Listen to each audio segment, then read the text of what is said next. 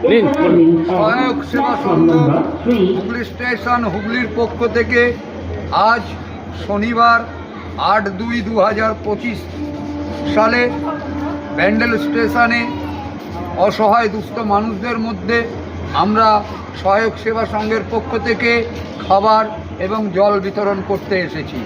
ধন্যবাদ, নমস্কার।